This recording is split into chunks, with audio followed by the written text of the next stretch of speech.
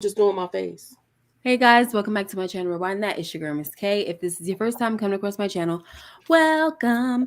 Please be sure to subscribe if you like the vibe and hit that notification bell so you know when I upload more videos like this one. All right, we are here to talk about Get Gotti episode number 2.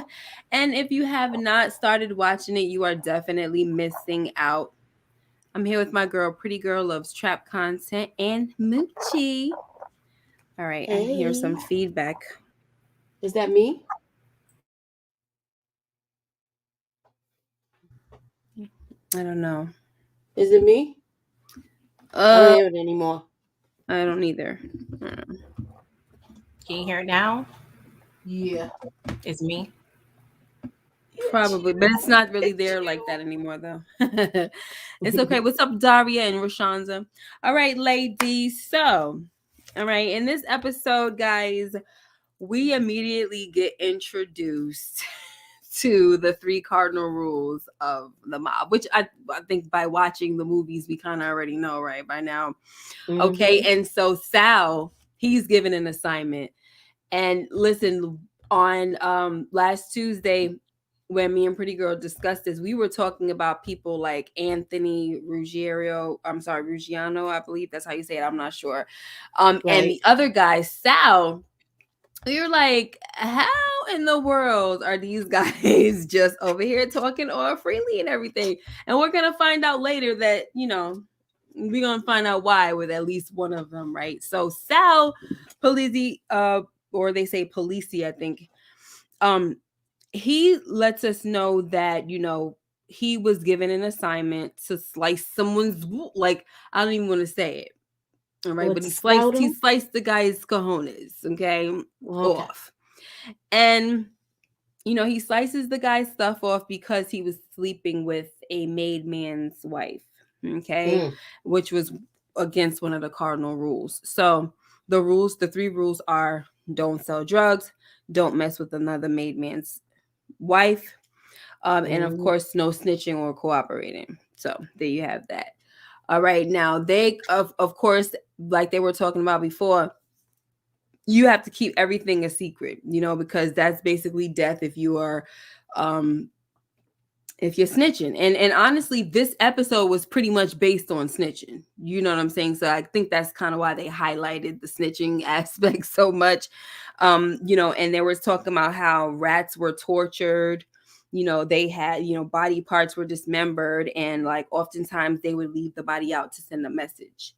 So yeah. And then you hear John, because I always got to pull up the recording, says he's on the recording saying that he'll sever somebody's head off. I'm like, this man was something else, and to think that people were really like worshiping him is insane. Mm-hmm.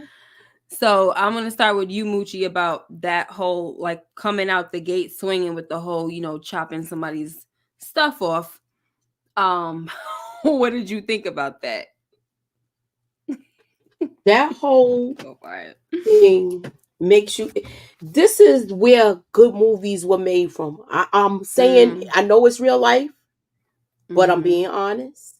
Yeah. And a lot of stuff between the first episode, because remember I wasn't here, and right to where we are right now, Mm-hmm. was things that you hear and it sounds like it was out of a movie. Mm-hmm. I It was really intrigued does. by it, actually. I was very intrigued by it. Yeah. Also, It, I wanted to, before you move on, I don't want to go too far. I'll wait till you get to it and I'll leave it there. Thank you. okay. All right. Okay, so the whole, sending somebody to get their stuff chopped off. How did you feel, pretty girl? Was it giving you good fellas or what? I questioned my morality, and then I realized that I self-diagnosed myself as partially toxic. So, because I'm like, tell me more, tell me more. But I did question because I don't know if they clarified. And I know it probably doesn't matter. But the guy that was cheating on the guy's wife, like, was he in the mob as well, or just a regular guy? And did he know the guy's, the husband of the woman, did he know that he was a maid guy? Not saying it mattered because I know to the bottom he don't. But I need more specifics on the rules here. Yeah. I think that he was another maid guy. I mean, well, that's what he said in the beginning. That's what I was gathering. He said you don't mess with another made man's guy, so the person have to be made. Mm-hmm. So they know the rules, basically. Like, no messing with your coworker's wife. Layman terms. Yeah, your coworker. We work together. Well, yeah, because Anthony mentioned the rules, but Sal was recanting the story, so I wasn't sure. Yeah, if, Sal's story was, a portion of the rules that Anthony was talking about. So that's why I was trying to. Oh, okay. Yeah, that's why I like the documentary style, because one day I do want to do a documentary project. I don't know if I told you that already, pretty girl, but so I like to pay attention to different styles. So what I've noticed about this documentary style, and it's a lot of documentaries where you're telling one part of the story, and then the other people that speak, they kind of like back up that, you know what I'm saying? Whatever they say is like backing it up. So Sal is telling his piece in the job that he had to do, and then you got Anthony telling you the 3 cardinal rules and all of that. But then, when Anthony was talking, that's when he went into the whole snitching and about how they'll do this and they'll do that. They'll make an example out of you. And then the girl, I think her name is Andrea. I don't remember. But the lady with the blonde hair that said she was a Gotti associate, she was saying that, like, they'll torture you. They'll chop parts of your body off and stuff like that. I think it was her. But I'm like, it was. Yeah, very, very, very, very scary. I was thinking to myself, sorry, go ahead. No, I'm sorry. I didn't want to jump ahead. That part right there sent me chills. I'm sorry. Mm-hmm. No, you good. I was just talking about Miss K's analysis. Like when I was watching this in another documentary that's unrelated, I watched yesterday. It reminds me of Miss K. I know you are dealing with this now. It reminds me of like writing a paper. You know how like you have to cite your sources and have your references. It's like it just gives me that feel of like just being in college, like writing a paper. I mean, this is kind of like a paper in a sense because you have to have an outline and everything with documentaries. But I don't know. I just kind of related to that, on some level. Yeah. So bless your heart, Miss K. For Fighting a good fight. Thank you, honey. Thank you. What's up, Renee Hicks and Nita the Diva? Okay, so let's get to this heifer. Oh my gosh. What's up, Candy Love? So her name, last week I said Gia Cologne. It's Jackalone, whatever. Diane Jackalone, Jackalone. So I just feel like she's an overall terrible person. I understand that she's out to get the bad guys, but just the way she was going about stuff was just not cool to me. So she was the assistant U.S. attorney in the Eastern District of New York. And I remember you were saying that you made a point of that last week, pretty girl, about how that was Angela Valdez's, whole little title and all that. So back in that time, that's what she was. And now she's the DOJ prosecutor. Okay. I don't know. Is that, does that mean that she got promoted or she's up higher? I don't know. Anyway, not really caring because I don't care about her, but I feel like just that's a question. I feel like that's a demotion, right? It seemed like it's a demotion.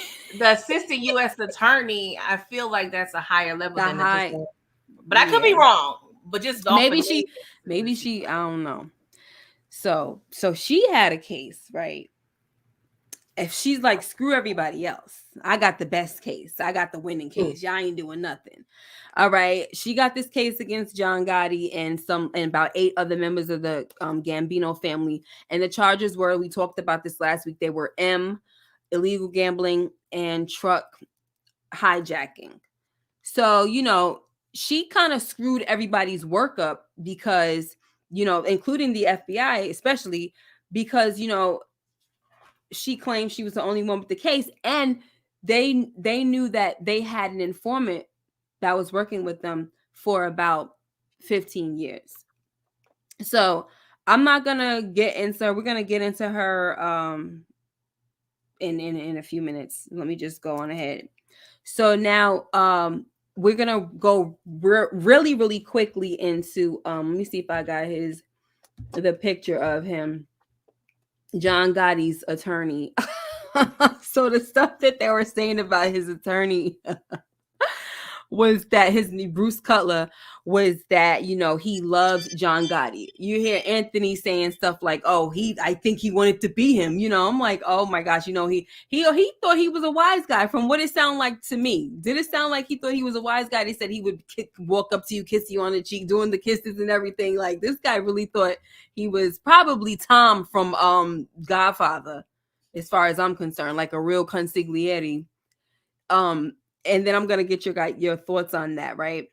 So, the primary charges were RICO charges, right? And so in a RICO case, which I did not know this, because we always talk about, when we don't always talk about it, but a lot of times we talk about double jeopardy, how you can't be tried for the same crime, right? If you were, so, child.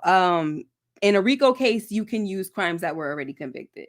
And I was like, wow. Yeah, did not know that. And I was like, serious information here right now, right? I had And to rewind that. I'm like, yeah. rewind that one, Miss K. Let me.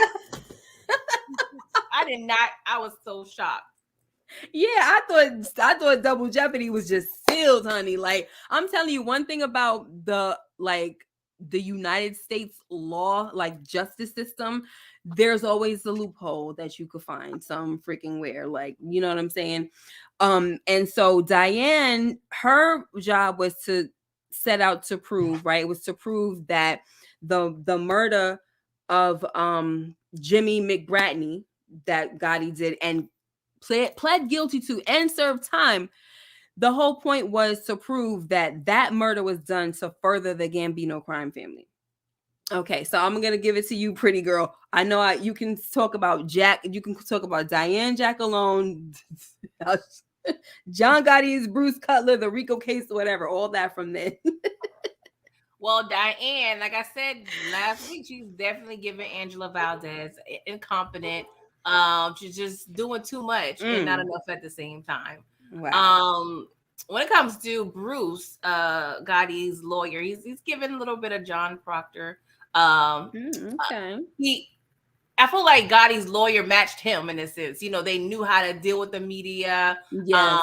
He probably loved John because, one, he makes a lot of money, and John was the mythical creature that everybody was raving about in episode 1. And he probably also gave him not just publicity for, you know, getting him off or representing him, because I'm sure Gotti's underman, you know, was probably, I'm not sure, but I don't know if Bruce was representing, you know, other mobsters or just other people. Because if I see you over here, you know, getting your Johnny Cochran on, I'm going to hire you too. So, right. Yeah, Bruce, it was funny. It was funny what they have going on. But yeah. Ciao. All right, Mooch. It sure was. I was getting Johnny Cochran vibes. I ain't gonna lie, but go ahead, Moochie. Well, you got to keep in mind, this is the era where they first started showing people's court interactions every day. This was one of these cases that started all of that. And where everybody was intrigued to it, like watching a TV show every day. Oh my god. So with that highlight of the news, I'm not saying court TV was out yet. What I'm saying is this is like the start of it. Where they showed how charismatic his lawyer was in the court, or they talked about it when you heard your news clips and things of that nature.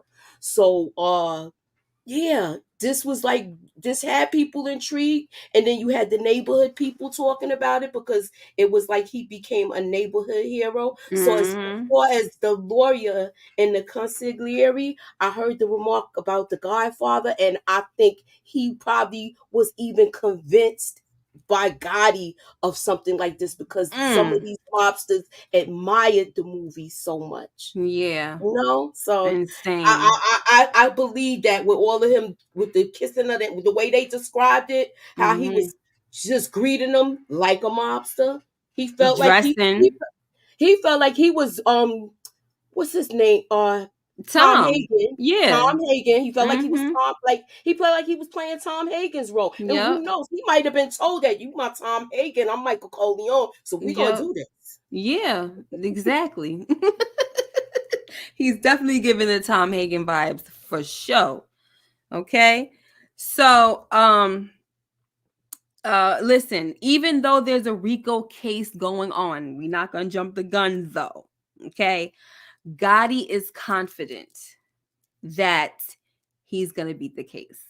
Okay, and we're gonna get to that. All right. Now, even though he didn't know there was an informant on the case, and this is the reason why this chick was so like, like egotistical about it, and so I'll say arrogant, right? She just knew she had it in the bag because she had a witness, and we find out that this witness, his name was Willie Boy Johnson, and he was cooperating with the FBI for about 15 years. And me and you talked last week about this pretty girl, about how they were so protectant of whoever they had, right? These people, they knew. Remember, they had somebody on the inside saying that they know for a fact that John Gotti was the one that got rid of Paul Castellano, right? And his bodyguard or whatever. But they didn't want to like risk, and it was like, well, you might as well, if you're gonna take this dude down. You muted. No, yeah, I wasn't saying anything. Yeah, it kind of, based on how this case went, answered the question I have of who decides what informants testifies or not. And I, based on what we saw, it seems like you have to be very careful who you stick out there as an informant. I'm just going to say that because I know you're about to get into it. Yes, and so this dude, he's somebody that grew up with Gotti since they was kids. And so it's like, oh man. So now the FBI, like I said, they kept it under wraps. All right. And they tried to talk to Diane about not indicting him. But, she says that, oh, he was a violent criminal, all this stuff. And he had all this stuff going on that was even tied up into the case, to the point where it would have been impossible to separate him from the indictment without bringing the case forward. And it was like, and listen, they said that the way that she did it, y'all, was like, Moochie, you want to talk about that? The way she did this sucker? Yo, let me ask y'all this question with this. Can y'all hear me? Yeah. Oh, do y'all feel like this sounds like what we just watched? She's being overzealous, like the. Oh yeah, that's what we talked about. Yeah, we talked about that too. Stacey Mark. Yeah, we brought her up. Yeah, look, I was under a rock, unplugged last week, so no, you fine. I'm sorry. Yep, we definitely talked about this. I don't want to sound like a repeater last week. No, but yeah, I like this is damn Stacey Mark's freaking bomb. Getting people messed up, getting people. Did they not have immunity as an option back then? Like, I don't know. Like I said, I don't know about the logistics of it, but the Fonz right here, I feel like I don't know, was he lawyered up? I don't know. You would think he would be, but what if he got caught in a bad situation where he looking at a whole bunch of time, a whole gang of time, regardless? That's what she was trying to say, that he had, a whole bunch of stuff going on. Like, I disagree. I feel like this was on the gray area of entrapment, because you knew that once you put this guy in the line of fire, this is going to cause some sort of, you understand? Like, you want this thing, it's going to set certain things in motion, because you know what you've been listening to. Yeah, based on her commentary this day and age, you can tell she didn't care. She was willing to risk it all for this. No, yeah, she didn't give two craps. And yeah, I'll talk about it in a minute. So, she calls him out in the courtroom right in front of Gotti. And, they were talking about the death stares and all of this stuff. But could you imagine? Like, you just exposed this dude. And it was just like, all that work. And it's just like, I tell you one thing. There was a lot of hard work taking place with all of these cases with Gotti that just were in vain, kind of, like, seriously. So, she was a cocky chick, like I said, and But they did say that she had a really good opening statement. And she even said that, like, of course, she's like, I had a good opening statement. I felt really good. It was the kind of the last time that I felt so good in the courtroom, or whatever the heck she said, right?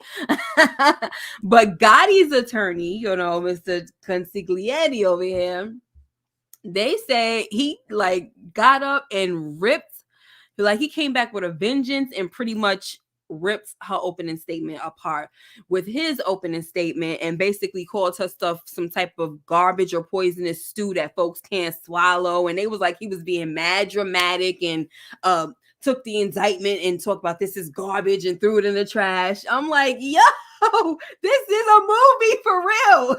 That's what I was thinking too. I was like, yo, this sounds just like a freaking movie.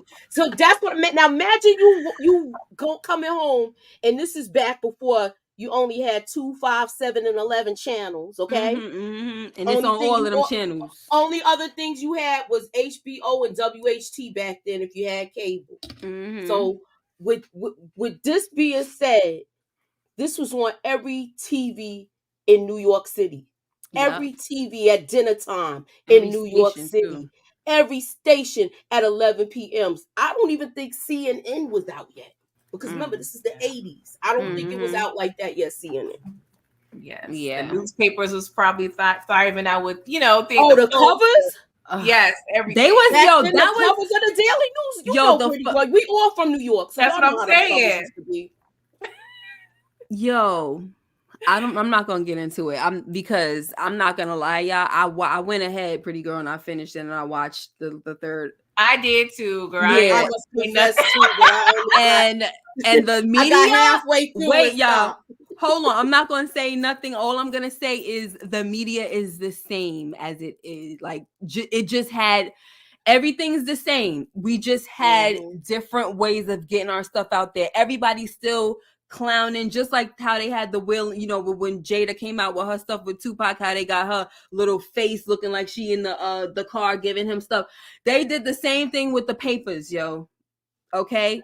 And then I'm gonna leave it at that. When we get to it next time, we're gonna talk about it. All right, they're horrible.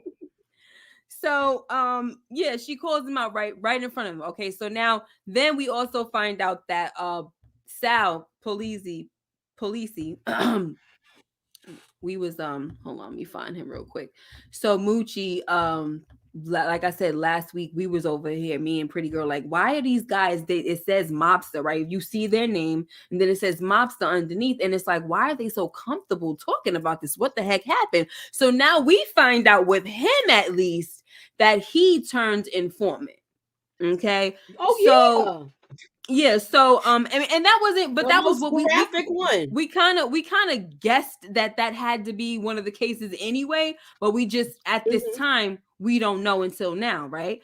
But we was like, yo, why y'all so comfortable? You know what I'm saying? Y'all just out here telling every daggone thing. Yeah, we still yet to find out why Anthony was so vocal. You know what I mean? So like I said, he turned informant, and he says he wanted to work with the government because he had got roped up for some other stuff that he did, his own stuff. And then when his wife and kids came to see him, the look on his kid's face and all that, it just made him say, I don't want this life anymore. I respect that. I really do. Right?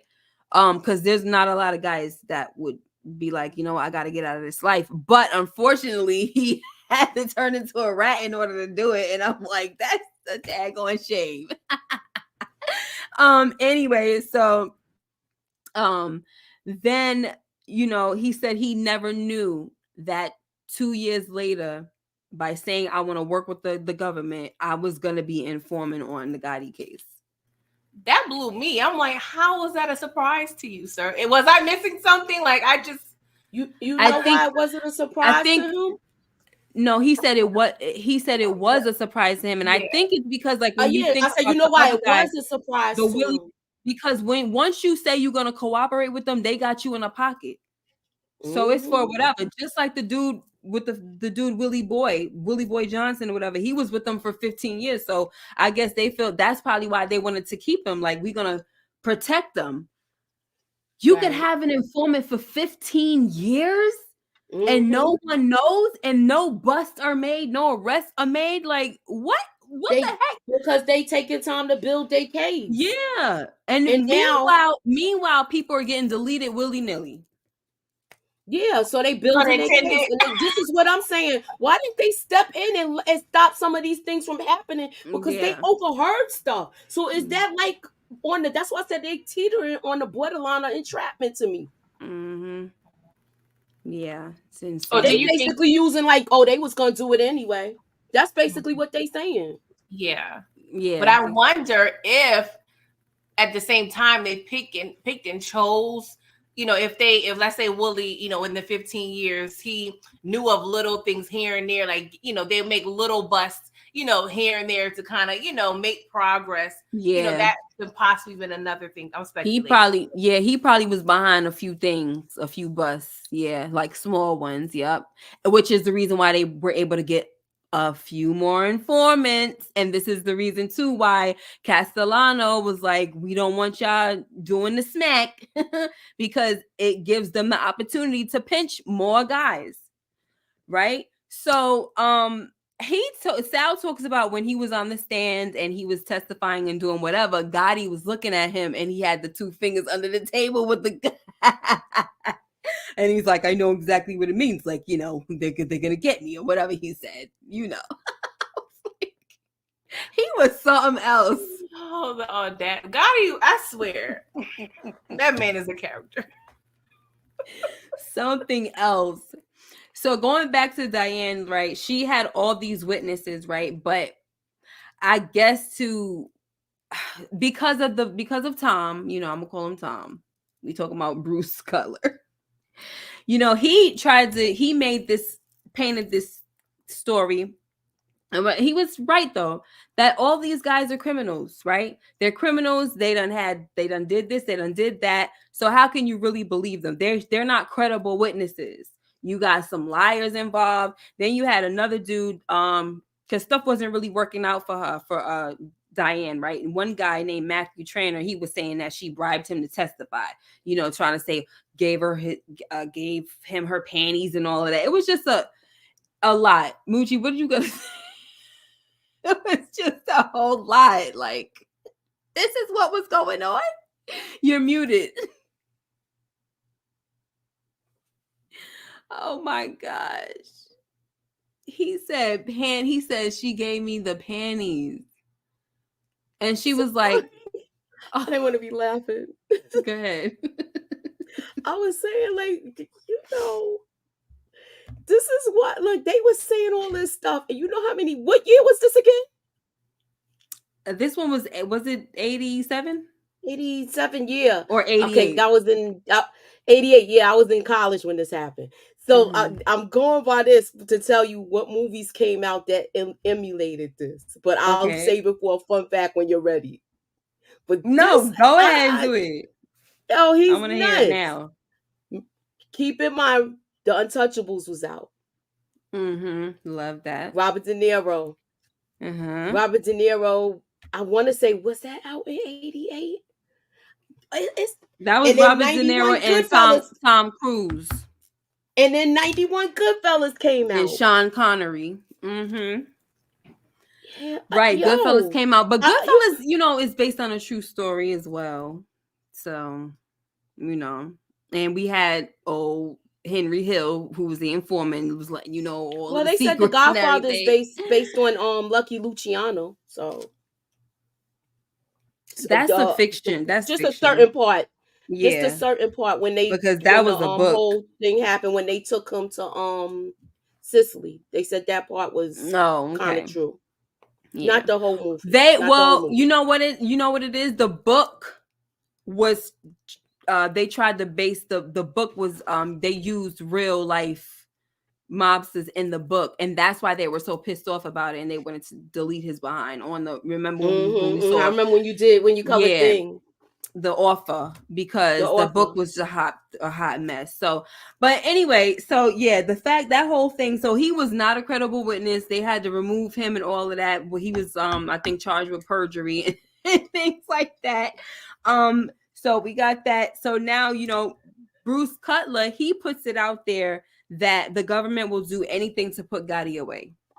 And the public is eating it up once again. Like, I just don't understand how you got this guy just because he's a good looking dude and all of this stuff, that all of a sudden, like, you don't believe none of the stories. Like, they're just bringing this stuff up. They're just making it up, right? Like, it was just crazy because they were talking about how the public ate it up. People believed it. And a lot of people didn't believe all the charges that was coming up against him.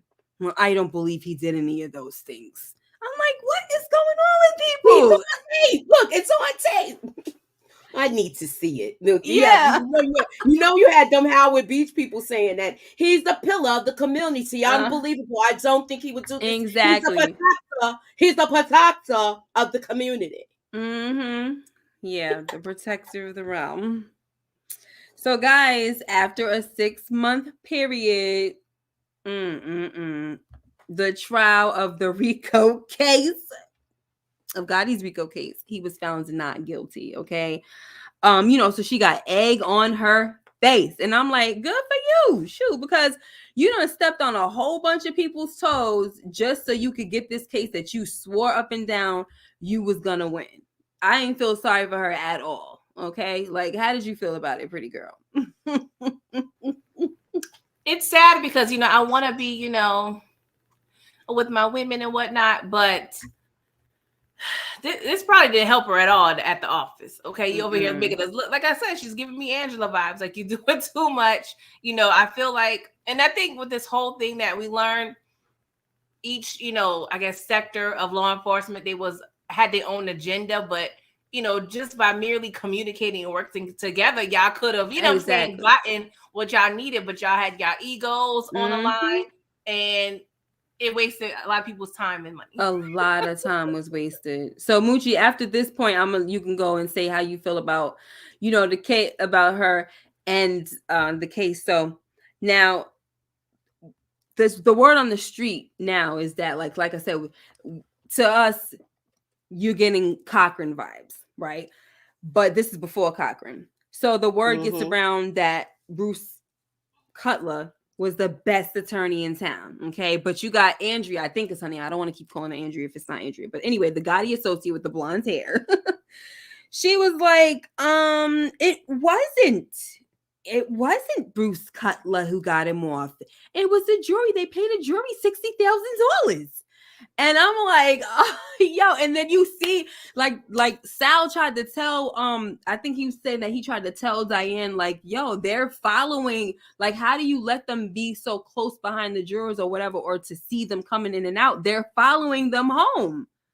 You know what I'm saying? And then so you hear Diane going back saying, I didn't see the signs. I didn't pay attention. I didn't realize that he didn't look worried at all. Like, but now in hindsight, he didn't look worried at all. But go ahead, Moochie. Of course he didn't. You know what I was? I listen. He's like, don't worry, this skirt's gonna be taken care of. She's not gonna win this case. They said something like that. Yeah, he said it to the FBI guy. And once again, you said this was in '88, right? Yeah. So and you said it was before Johnny Cochran, and Johnny Cochran's first popular case, I'm just giving you a fun fact, y'all, was Todd Bridges. So that was his M case. He had the trial started '86. Sorry. What was this? Huh? If it started '86, it couldn't have been lasting along to '87, right? I don't really remember exactly when this was, because I didn't write it down. But after this, they talked about how they had to go back to the tapings of '86. So it must have been out of '86 at this point. Yeah, because maybe they started it. Huh? That's when they started taping them. You're right. '88 is when Willie. Was... Okay. So all right. So then but they had to go back. So, but we're not there yet. But go ahead. Thank you for. So this was also in '86. All of this happened in '86. So this was an '87 situation. Was this the '87? No, it started. Well, it said it was for 6 months. So I'm saying, if it started late '86, it would have ran into '87, but it all could have been '86. Yeah. That's when the trial started. That's what I wrote down somewhere. Okay. Awesome. Thank you. But because I'm always imagining myself like how old I was when stuff came out. I wish I was a little older. I'm like, dang, I was missing all the good juice.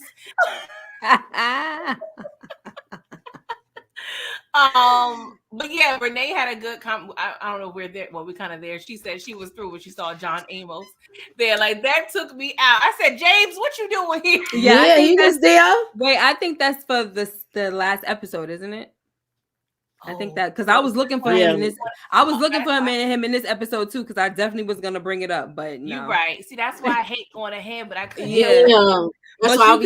But you could always rely on somebody in the chat to go ahead. So that's why I was kind of ignoring the comment. No disrespect, Renee. I love you, but I just wasn't gonna say nothing because it started clouding my brain. Like, yeah. See, this is what I get for being fast, like my grandma used to say.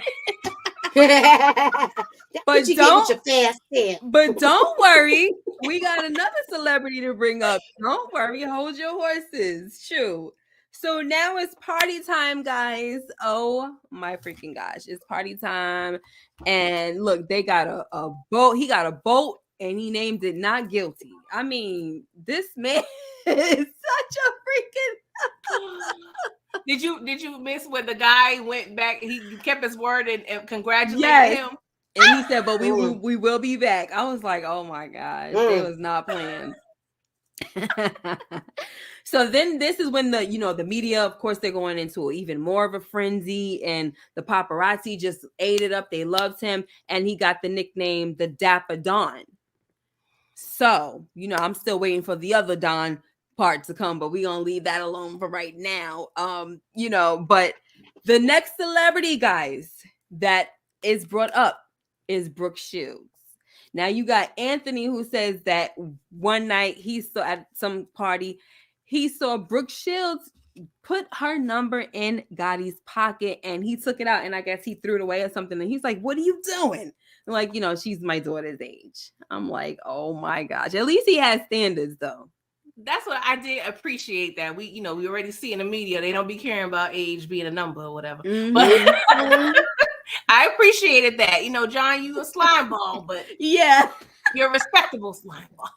But he's slick too, though. He's slick too. He be saying a lot of slick stuff because remember, well, it's not really slick, but it's just like it seems like he was always ready for a comment, right? Like he had something quick to say all the time.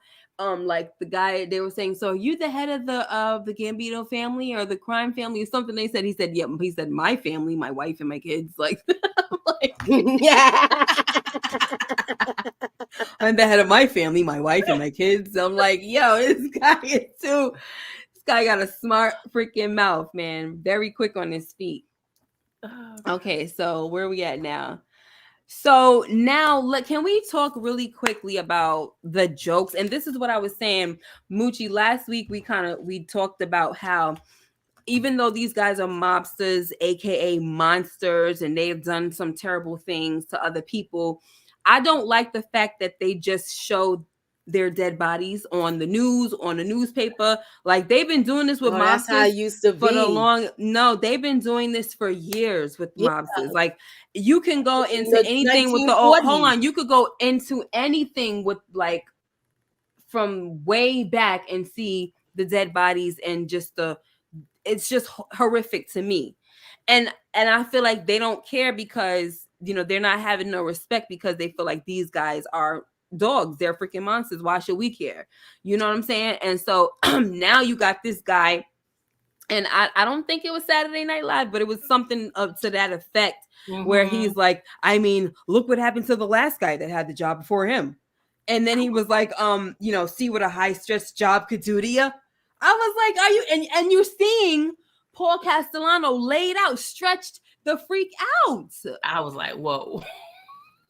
And I'm like, that is so disrespectful. I'm surprised he didn't get a call. Yeah, no. You don't get calls for that, right? Because That's they don't. crazy. Because you're an animal, and they do animals better than that. Well, they said that's the highest sign of disrespect when they put them in front of their house. No, that wasn't it. That was Paul Castellano. He wasn't in front of the house. He was Oh out in no, broad daylight. nah, he He was was just out in broad daylight. I mean, not broad daylight. He was out there in the shopping center. sure. Homeboy still has steak in his belly. Sure. At least he They had just left the steakhouse. I'm talking about the dude for the Saturday Night Live type of show. Yeah. Oh yeah, Making a well, joke. they used it in their monologue, of course. Of course. Ridiculous. Mm-mm-mm. So anyway, guys, so the task force, they still have the bug in Gotti's club. So of course they're thinking of what can we do, right? But meanwhile, the FBI, they team up with Laura Ward. And so next thing we know, we also hear that Billy Boy, I'm gonna say Billy Boy, it's Willie Boy, but Billy Boy sounds better. He done got deleted.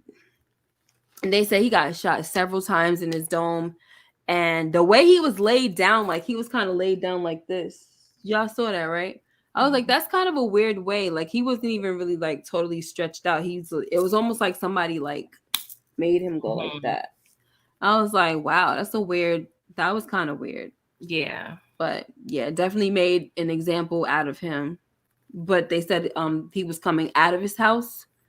So they caught him there. But it don't look like they got him exactly like not on the front lawn, but kind of off on the side maybe. How'd you feel about that, Mooch? I'm sorry, pretty girl. I don't know. It just stuck out like several times in the head though. Like right. How many holes get fit? Y'all was not playing. Like you said, they wanted to make an example. I mean, 15 years though. Like, I mean, but that's the thing.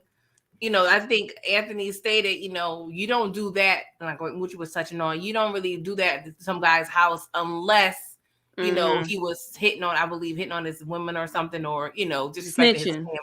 Yeah. Snitching. Yeah. Yeah. But yeah, that was crazy to me. But I'm curious if, and I know she don't care. That's the thing.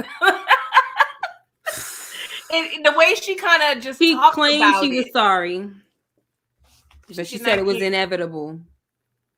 But it's interesting to me, right? Because we talk about a lot of urban drug shows, right? And we always see like how it seems like they don't care about the African American community, but it's weird because we're seeing they kind of talking about the mob in such a distasteful and insensitive way, so not saying it this sounds weird, not that I say it feels good, but it was like an equal opportunity that they don't care about anybody in terms of like if they don't care about color when it comes to right this situation. When if you a criminal, you're a criminal, like you a dog to them. Yes, period. Exactly. I don't even want to say dog because like they treat dogs better. That is facts. So.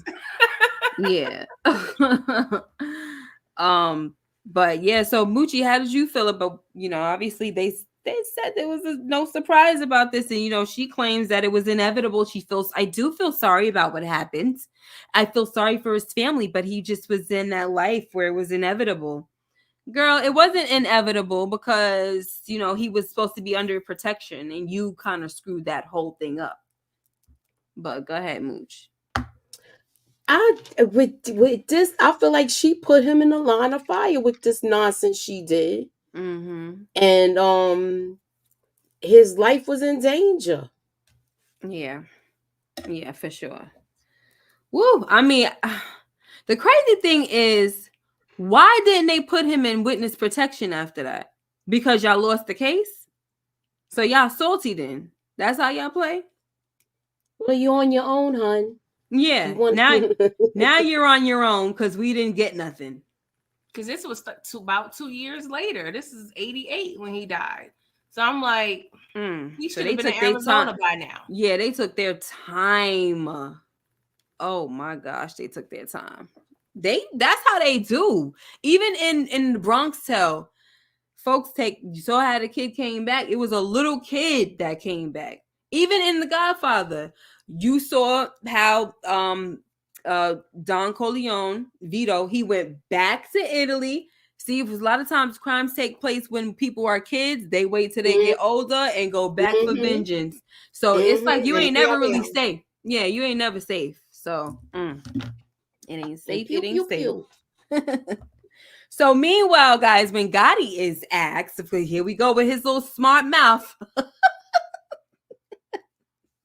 When he's asked about it, how you feel about Willie Boy, the killing of Willie Boy, he says, well, we all got to go sometime.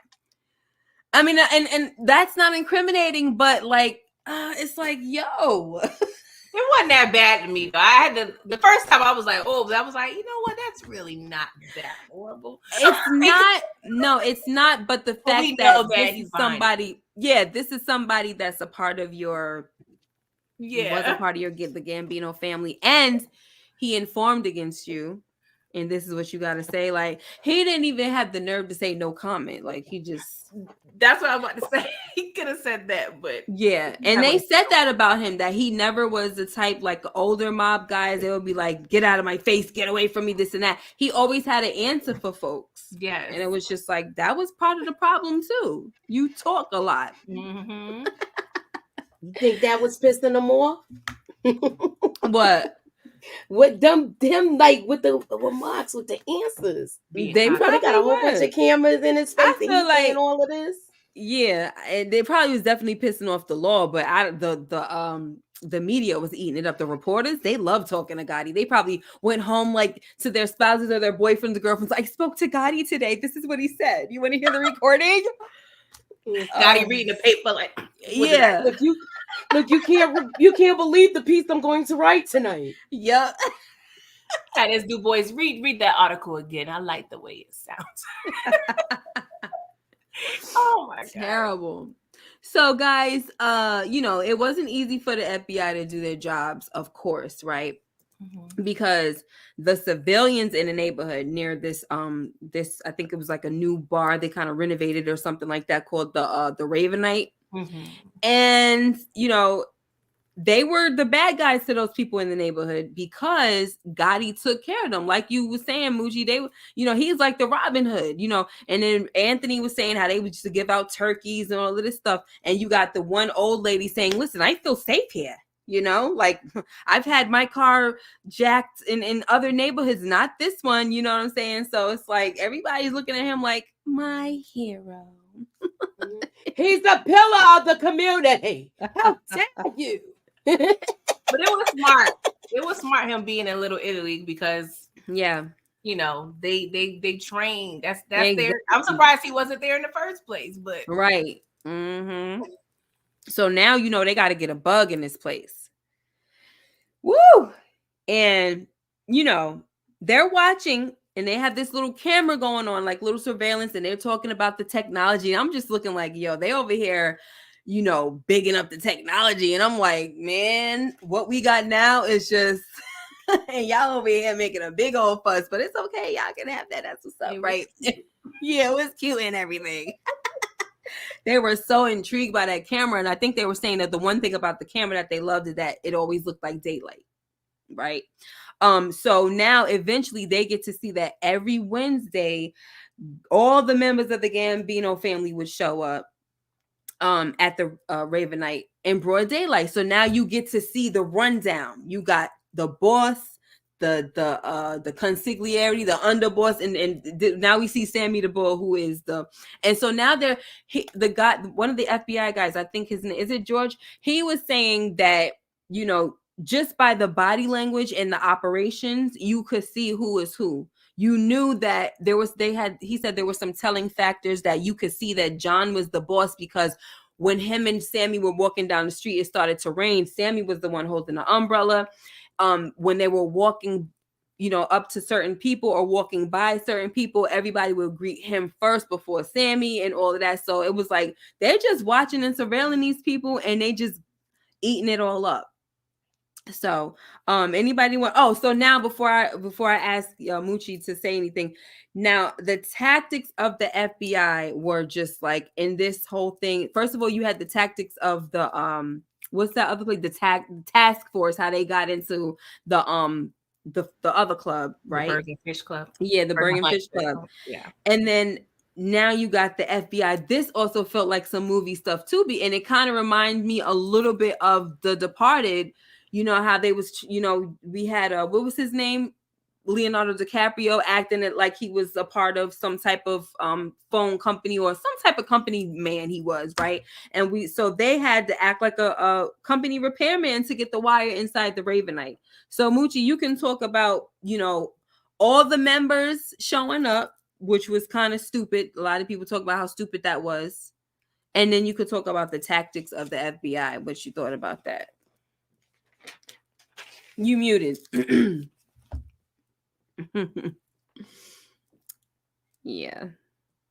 They said he was doing that every week, like Every parading the people Wednesday. down the street, and they knew when their meetings was. So to me, you gave them faces of people who to go after on the low man on the totem pole. They he basically let them line him up. Yeah, right. And so then you have, to piggyback off of that, you got Anthony saying Gotti was basically kind of like arrogant with it and didn't really care. He started to feel invincible, and he was basically saying, "Come get me! I dare y'all to come get me!" Right? He didn't care about the FBI and all of this stuff. He didn't care about the cops, and he was basically saying that, we're not gonna be scared to operate, and if you're gonna be down with this family, you're gonna come down here and see me and all of this. And I'm like, wow. Go ahead, pretty girl. What's your thoughts? So we just had one of his day ones, Willie Boy. For 15 years, he was over there singing like a canary. So you think that this can't happen to now you can vouch for yourself, John, but you got hundreds of other dudes that you have to feel that they're going to be just as confident. And I just feel like that's wild to me. You just out there just exposed. Now, everybody. The way that the FBI is talking like this new technology, maybe, of course, John is not hip to that.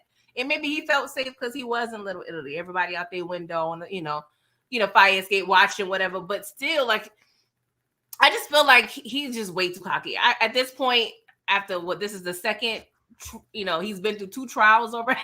Like, I guess you really do feel like Teflon Don, but I feel like you just can never relax. But he was just too relaxed for me. Like, too relaxed. It's unheard of to me. Too relaxed, too happy, like everything. Like, we're living life. Hey. Living my life like it's going. Yes. He didn't have a care in the world. Quick question, y'all, because my husband saw me watching. He asked me this. Now we know he has kids. Was he married this entire time or no? Yeah, he said, he remember when the guy was saying, like, you're the head of the family, this and that. He said, yeah, my wife and my kids. Yeah, he said my wife and my kids, and he got. Go ahead, Mooch. you on mute. Okay, he was married because this was earlier before all of the trouble happened. Remember when they was talking in the first episode when he went to prison that first time? Mm-hmm. Before he went to, when he got out, the whole thing happened with his son. Do y'all remember? Do y'all know what happened with his son? Before he got out of when prison he the first time? before the huh? Before he got. When he did 10 years before this stuff started again. To get him to be a between that time, this was in between the early 80s, 70s. Mm-hmm. He had a son that was that passed away due to a hit and run accident. That's what I was gonna say. It was a hit and run, right? Yeah. Okay. And that happened, but I'm trying to figure out. Wait, let me look up my facts. I did a whole thing on it because of the show Your Honor. They took that part of that storyline. Was that in Goodfellas too? Huh? I feel like that was in Goodfellas too. That there was a kid that got. I know it was in this other movie that I saw, and it wasn't a good. It was like a hidden gem that I talked about, and it wasn't a good recommendation. Oh, I remember that one you talking about, but but we're gonna they added that in the first season of Your Honor. But I'm looking up the year now. While you're looking that up, we're gonna move on with the so I'll put it in the now chat. now they couldn't find out. I mean, after all of this, right? They get the bug inside of the Ravenite. You know, you got one of the FBI agents acting like a telephone repairman and all that. And he talks about how he's getting cursed out and like you fixed the effing thing, blah blah blah. Hurry up as soon as Evan possible, blah blah blah. And I'm like, it's just funny. But then he also said he made a tip, $100 tip. You know, like thank you for fixing our problem. And I'm like, wow, it's just all these little details. I love hearing all the small details, right? Because then you can just really see like this is just really how they operate, even when you watch all these mob movies. And the way it's almost like it's hard the way the actors act in the mob movies. It's almost hard to separate them a little bit because they do such a good job. Like, why are you breaking my balls? Yo, they had those tapes. Could you imagine? So all of this work, y'all, this is what I'm talking about. So all of this work, they finally get the bug inside the Ravenite, and they cannot hear anything. They said they got it by one of the tables, and they hear fax machines, ice machines, all this stuff all around, but they can't hear nothing else. So now they have to contemplate how the heck they're going to get back in it. I mean, this is towards the end of the episode, so we don't know the next tactic that they're going to, oh, never mind. Because here we go, right? Greg from the task force, he starts re-listening to the tapes from 86. And he heard something that they missed. Like, you got to be a dedicated person, right? Like, that's why this thing is called Get Gotti, because they was trying to do whatever. And so they find out they go over this story with the Carpenters Union president, right? John F. O'Connor. And he was shot 4 times in the butt. Like, I don't know what that was all about, but I thought that was kind of funny. I'm sorry. I was like, oh Lord. Like, was it a conversation behind that? I don't know. Like, what exactly happened? No, they said that there was a restaurant that he was was that episode 3. Sorry, I don't want to go ahead. That was episode 3. It probably was, but because they didn't, I'm not sure if they explained it. Just go ahead, it's fine. It was this episode because I have it here. So pretty much there was a restaurant who was a part of the Gambino crime family. The owner was, and so he wanted some like renovations or repairs. Mm-hmm. So there was non-union guys that was used, but there were supposed to be union guys that was used. So that's where the beef with what was his name? John O'Connor. Yeah. That's where the beef was. So they was upset that they didn't use the union workers. So that's why. And it's like, why would you want to be in a mob? Because anything could piss them off. Anything. Like anything. Could you imagine if you have a boss that has a certain type of like personality, that if he just felt a certain type of way that you could just be done? Mm-hmm. You didn't use you didn't use union workers, so now we're gonna bust them up. That's all we kept hearing on the thing. Yes. Bust them up. They were selling the address and everything. I'm like, oh God. Yes, and they were really building a case on those words, bust them up, right? And so then we hear that Gotti gets arrested on, conspiracy to commit murder, right? Mm-hmm. And then the FBI, everybody was surprised to hear it. You get people getting phone calls and everything. I think the reporter chick got a phone call, and folks was like, what? And then they come to find out that the FBI and the task force, they're not working together. Mm-hmm. So now it's looking like it's not to say beef, but it's in competition, and everybody, they want to get this guy before the other one does, and all of this crap. And like you were saying, pretty girl, it's like a lot of time was wasted because they didn't work together. Simply didn't work together. It's so dumb. And so before I get you guys closing remarks, so the episode ends like this.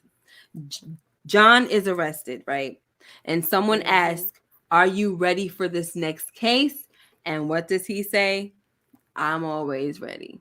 So once again, he ain't sweating at all. Moochie, I'm gonna go ahead and with you Like, with this stay one. ready so you don't gotta get ready. Exactly. Stay ready so you Exactly. don't gotta get ready. Yeah. This was excuses for him to buy more suits. Mm-hmm. You know, I'm gonna go to my tailor Well, now. not buy, because you know he do a tie. Yeah, he's just like, I don't really care. Like, this is kind of like something that's a part of my life now. You know what I mean? And he's just like, it just is what it is, and I'm just gonna beat this case just like I beat the other ones. It ain't nothing. There were like 5 major crime families, right? Like I just want to know like the talks of the other 4. Like, you know, Gotti over here making it hot. Like, I don't know. Mm-hmm. I just want to know more. Yeah. It's so intriguing. Well, the thing about it is, see, at this point now, he's like, he deleted the boss of bosses. Mm-hmm. So now he's the boss of bosses. Yeah. So now it's like, ain't nobody around to check him now.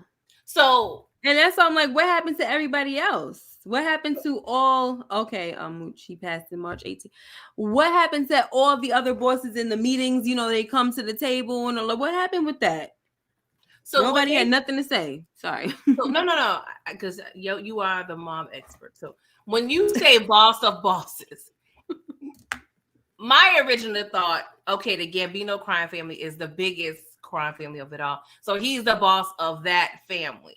But are we saying he's the boss of all? Was that Paul? Like, was he the boss of all the crime family? That's what I gathered, was that he was the boss of, because there's bosses in the 5 families, right? You got the Lucchese, I forgot all of it, Lucchese, all of them. But then after a while, it's like Bonanno. Yeah, Bonanno and all of them. And I think it started with Bonanno, if I'm not. Did it start with Bonanno? So it's like there's some type of shift in that must have took place. You know what I'm saying? Because we had started off with Manzana. What is his name? Manazaria or something like that.